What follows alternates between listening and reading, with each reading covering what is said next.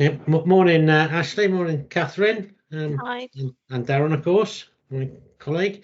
We're going to have a sort of bit of a chat today about the Bath experience of being the first authority outside of London to implement a clean air zone enforcement. We obviously work with yourselves already for sort of debt recovery for your PCNs. And I'm not too far away, and I've had the pleasure of visiting Bath in the last couple of weeks, and I've seen the scheme firsthand. So yeah, it's of interest certainly to me, because I'll be probably popping down to Bath quite often over the next 3 years as my daughter's going to university, but also for many of our other clients, the likes of Birmingham, who are going live in a couple of weeks' time with their own scheme. So I mean, if we hand over to you and you can sort of kick us off, and we'll have a chat around your experiences. Yeah, thanks, Paul. Would it help to start with just run through a short video which kind of summarises the scheme? It's one that's been on our website for a while now, and maybe provides a useful introduction for people. Yeah, that'd be great. We run that. From the 15th of March, you may have to pay to drive in central Bath to help tackle harmful pollution. Private cars and motorbikes will not be charged, but other higher emission vehicles will. To find out if you need to pay, search online for Clean Air Zone and use the gov.uk vehicle checker. If charges apply, then from midnight on the 15th of March, if you drive in the zone, you must pay within 7 days at gov.uk, or you could receive a penalty charge. We're already helping hundreds of local drivers to upgrade to cleaner vehicles so they don't need to pay. Exemptions are also available. Let's all work together for cleaner, healthier air. To find out more, go to bathnes.gov.uk/BathCAS.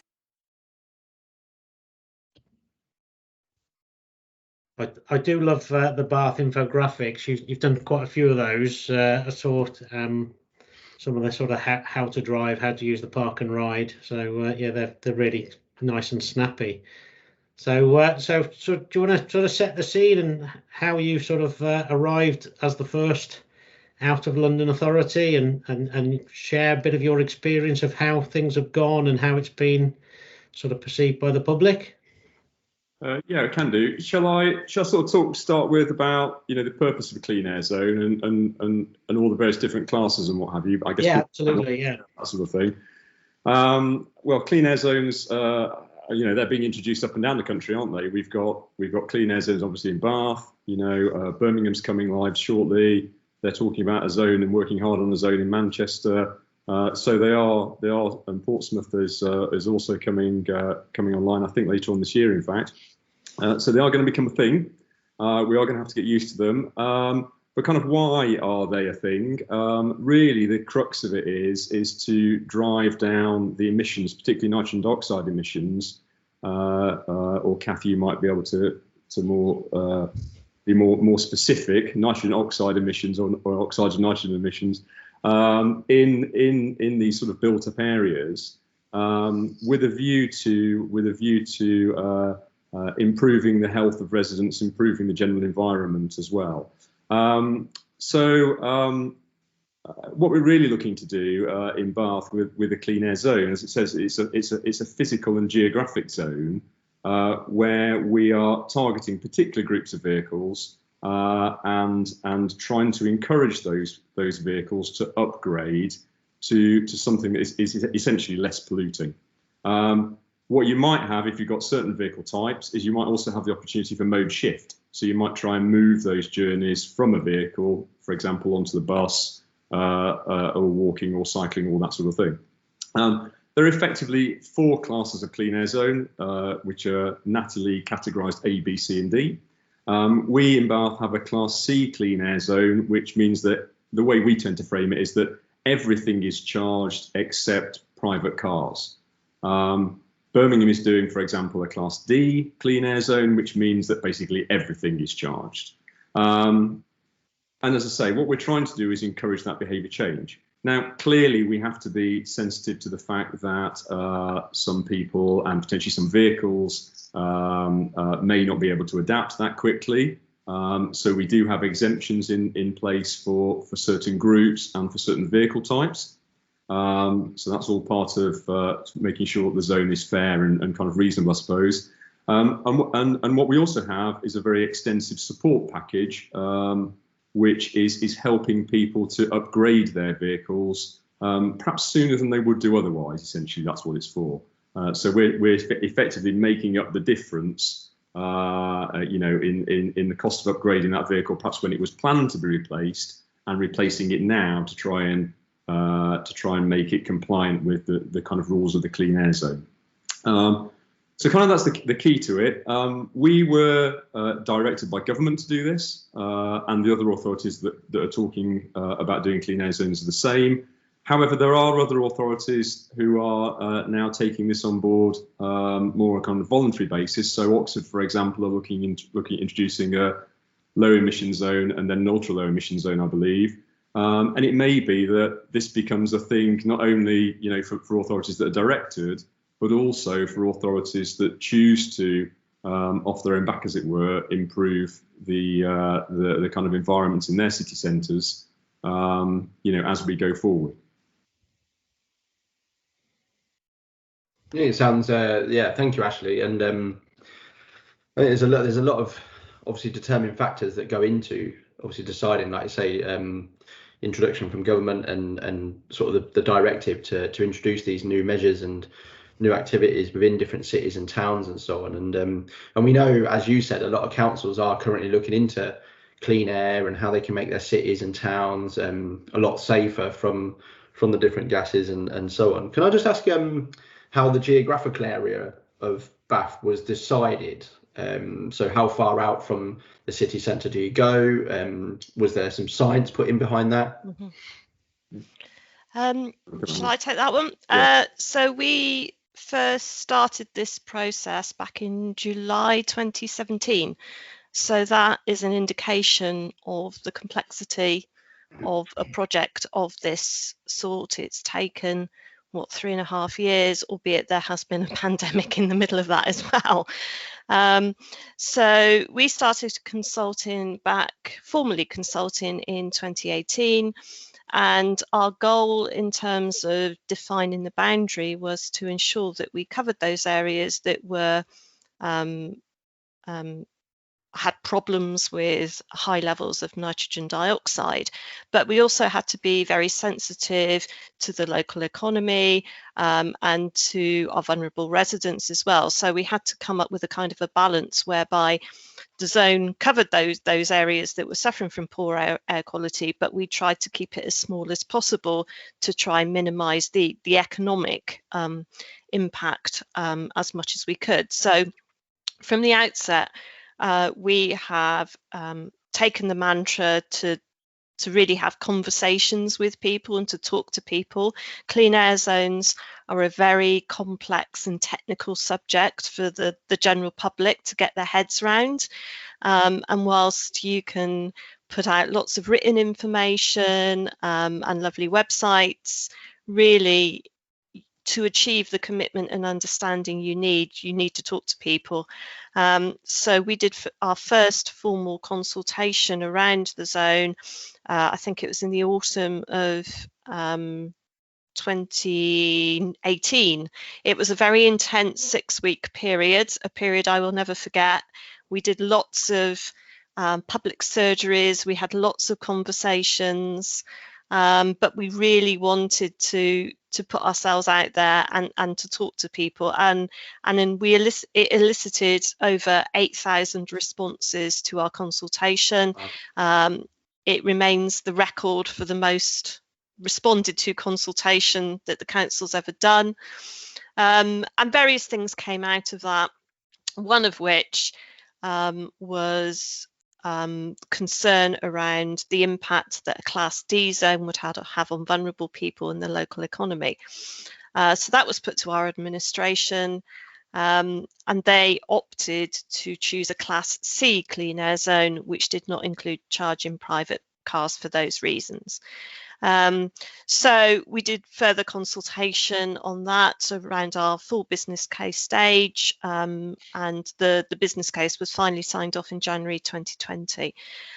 So again, that indicates how long that business case development process took us.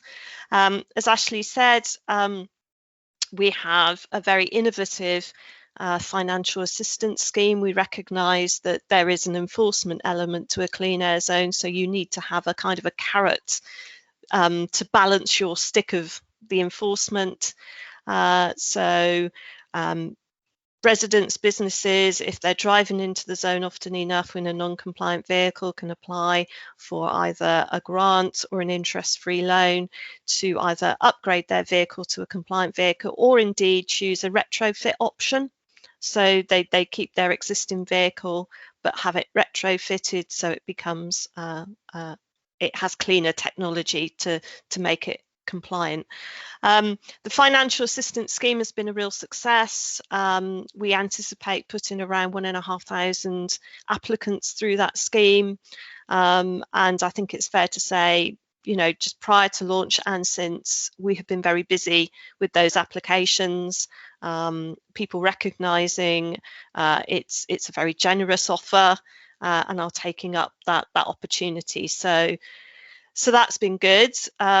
Obviously, we launched our scheme on the 15th of March, which coincided with COVID restrictions being lifted. So we have had to be sensitive to that and recognise that we have businesses who have been really struggling through the pandemic. So we have been a bit more flexible around exemptions and things like that to help those businesses restart and also ensure that they can get compliant vehicles to drive into the zone.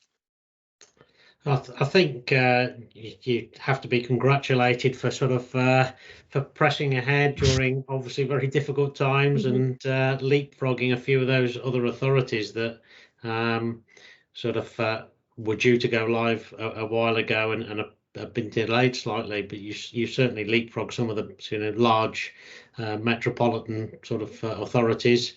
As you say, they seem to sort of fall into a couple of categories where you've got the very large schemes like the Birminghams and Manchesters that cover a huge sort of geographic area. And then I know sort of Oxford are also sort of thinking of something very similar, you know, almost a zero emission zone and a very small sort of zone. And I think sort of some of the historic cities such as yourself and Oxford and maybe others like, you know, York or Cambridge will follow suit very soon, because obviously your road network is one of the constraining factors. How do you find sort of, you know, the sign, you know, around a particularly historic sort of town of Bath, you know, the signage and conveying that message that sort of people need to know as they drive into the city? Was that a challenge? It was. So as we developed the business case, as we go kind of through the various stages of that, the signage strategy evolved. As did the boundary. The boundary evolved as well, to be honest, you know, as we went through and we talked with people, we made adaptations and all the rest of it. And the signage strategy sort of came together. We've got signage at the boundary.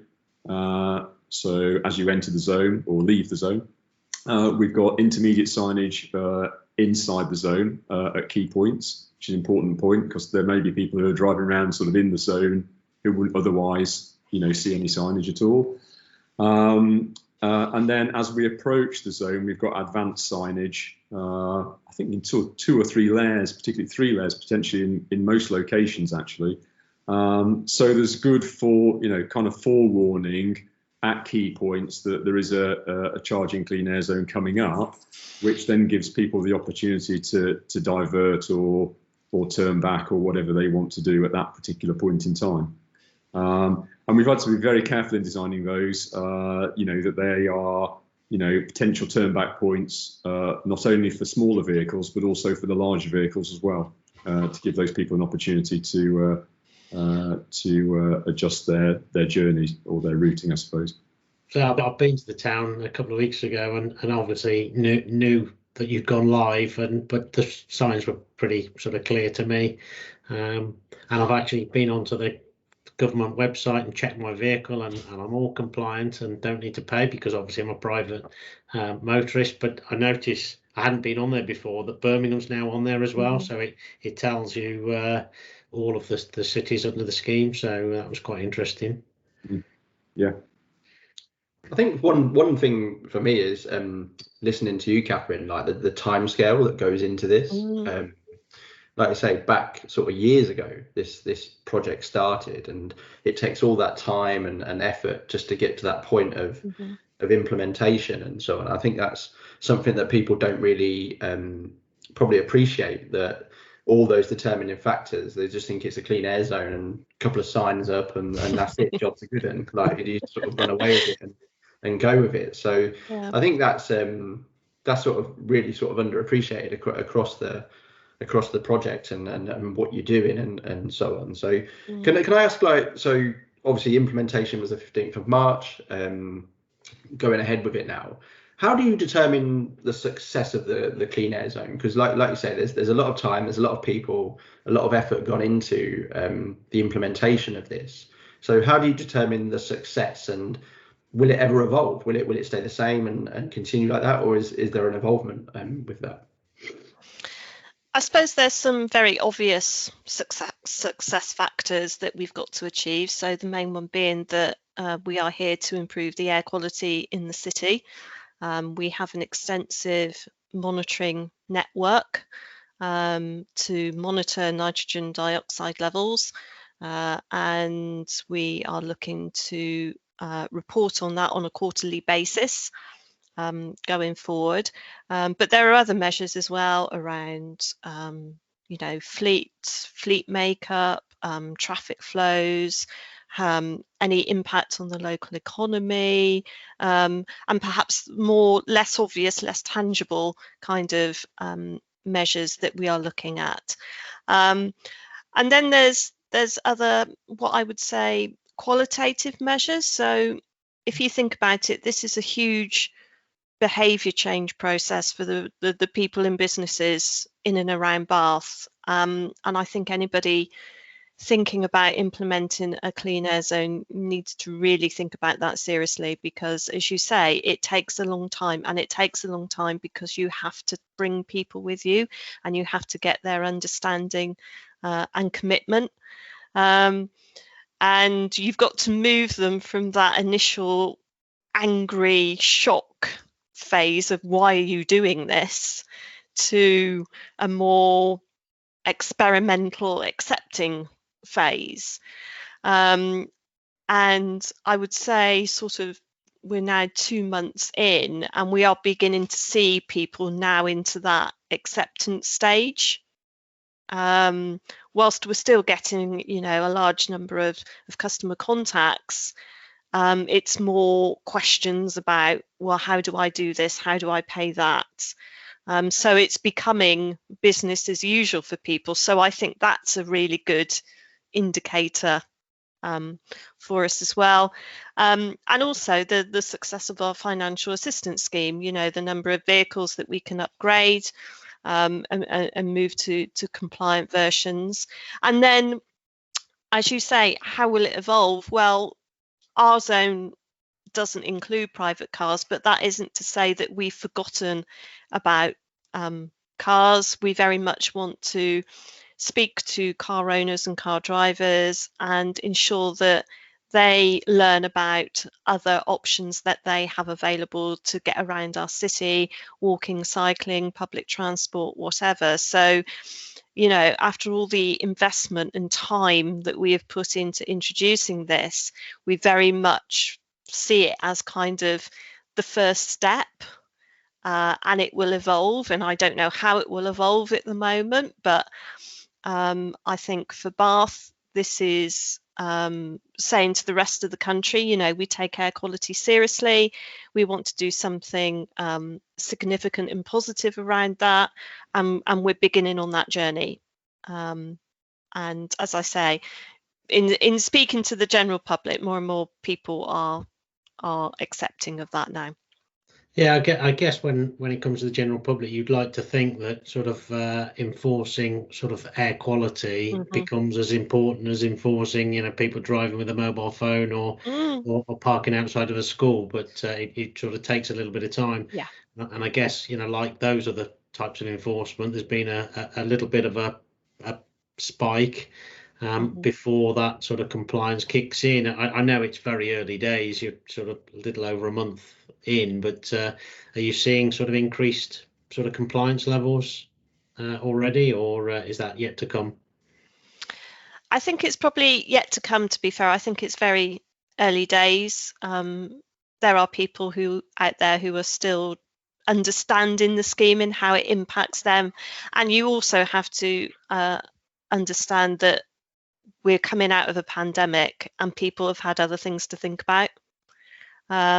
So we are very much there continuing to support them. And to be fair to them, the majority of people want to be compliant. But various other factors, so for example, the supply of vans at the moment is tricky because of the pandemic and things like that. So we do need to give people extra time, but they will get there. We've done also, Paul, a period of soft enforcement. Yes. So whilst we did, I think quite unusually actually, government's been very keen working with DVLA to issue out what they've called early notice letters to people, and I think Birmingham's currently going through that process. Yeah, which is a really great way to raise awareness. We also, on top of that, did a period of soft enforcement where we were just asking people to pay the zone charge if they received a PCN. That is coming to an end, but I think that's been really helpful as well, because then it allowed us to have that conversation with somebody, and just recover the zone charge. And we have to recover the zone charge because there are people paying the zone charge. So, kind of that's the equitable thing to do, rather than sort of waive the PCN, which is what you might do in a sort of parking or bus lane scenario, perhaps. But I think that's been an incredibly useful exercise, as I say, in engagement with people.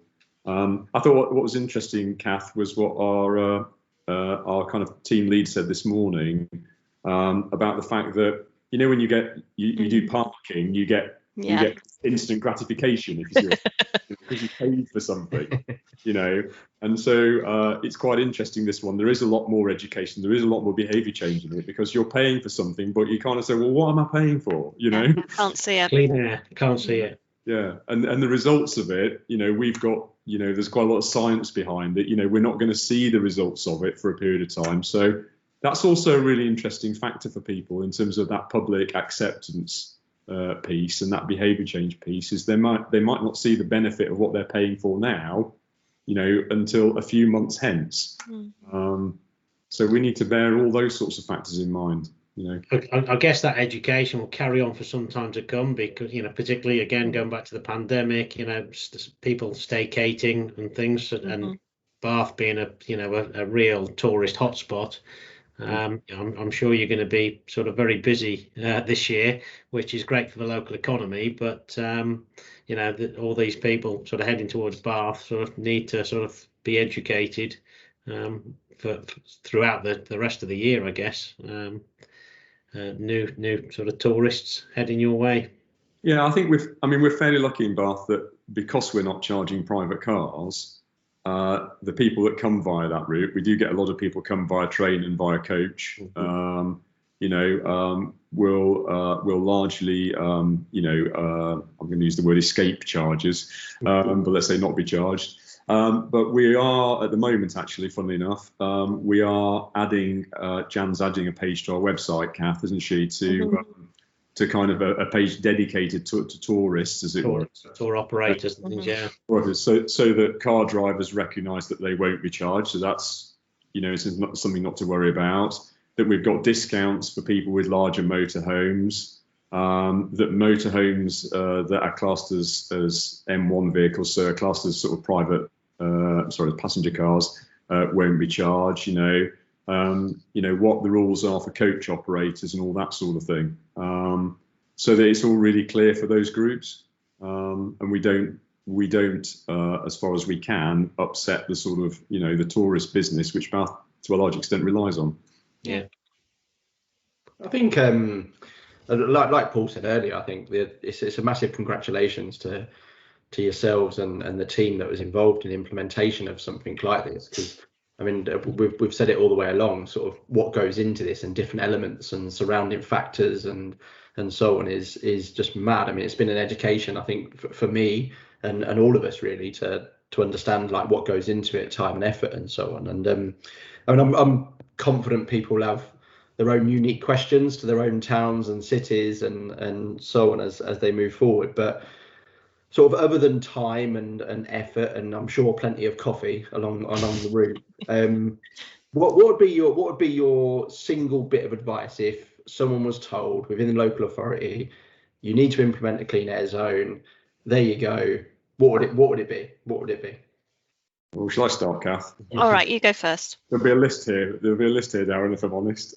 Yeah, that's fine. I think one of the things that Kath touched on earlier actually is the way that we think it's a real benefit of just having that all the way through. We've talked to people, you know, right from we had to when we did the feasibility stage, so kind of when we decided what we were going to do, we had to go through what they call three-stage business case process.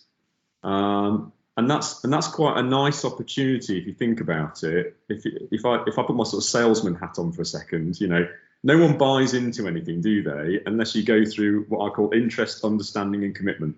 Yeah. Yeah. And so what we did is we aligned those three stages of the business case development process with that kind of logic. So at the first stage, we did a load of engagement with the people who were already engaged with clean air zones, you know, and with improving the air quality of the city. Second stage, we went out to consultation broader, built some understanding amongst the population of what we were doing. You know, third stage, really, this is the detail of the scheme that we're explaining to people. Right, this is what we're doing. This is the charging order. You know, we're at that kind of commitment stage, you know, and we go forward from there. And we used all those stages and then ongoing through implementation to today to literally talk with people, get out there, listen to what they're saying, and essentially make it their scheme as much as we possibly could. You know, at the end of the day, we were directed, we had to do that. But ultimately, we've tried to make this scheme, you know, the people scheme, as it were. It's probably a little bit grand to say that, but you know, as much as we possibly can. I can think if I've sat in with other colleagues, you know, enormous amounts of meetings with bus and coach operators to get an understanding of what their issues were, to try and find a way to address them and work through them, like, you know, with them and all the rest of it. So that consultation piece, that being willing to get out and talk to people and continue to do so is huge for us. I don't think we'd be in this place, Kath, would we, if we hadn't done that? No, I agree. And, you know, not all those conversations are easy conversations, but you need to have them. And for me, it's really rewarding when you start speaking to someone who is perhaps initially very resistant and angry about what we're proposing, but through talking to them, you gain their understanding. They understand it better, and you know, they come out at the end of that conversation, okay, well, actually it's not that bad, and yes, I see what you're trying to do. And that does take time, but I think it's very productive time to be spent. I think the other thing for me, speaking from sort of an environmental health practitioner background, is that it's very easy when you're sucked into the process of delivering this, you kind of forget, why are we doing this? And we're doing this to improve people's health, and that's something that has to be continually re-emphasized all the way through, and that's difficult because, as we've said, it's not something tangible, but you know, as a local authority, we have to be the voice for those people who perhaps can't articulate their issues, and perhaps who are forced to walk down that busy road every morning with their children on the way to school, be subjected to high levels of nitrogen dioxide. It's those sorts of people that we've got to support and make a stand for. And you know, that's why we're doing this. So communication is the key. Yeah. Thanks for communicating that to us. I mean, I think it's been really helpful, certainly for me and Darren, and I'm sure you know, anybody who's planning this route. Is there anything we've missed that you'd sort of like to sort of add as a closer? I would also say, from a practical point of view, whatever time you think you need to double it, because there will be things that crop up that you just don't think of, or unknowns, and you need to plan for those. I would say it's not over when it's over. No. So when it's launched, I think I remember we were thinking, oh great, we're going to launch this. We can go and go and have a drink when you could go and have a drink. But no, it continues, and it will continue for a fair bit longer yet. So yeah, the team needs to have some legs. Yeah, right. So you're in it for a while. Yeah. In some ways, the launch is the beginning. Yeah. Yes, I suppose so. Yeah. Well done. Anything finally from you, Darren? We've covered everything. No, just to say thank you. Yeah, thank you to both of you and to BAF as well, the city. So yeah, absolutely brilliant. Thank you for your time and for running through exactly how it works and what it means to your city. And we look forward to working with you as you sort of continue. Thanks very much. Thanks. Thank you. Thank you.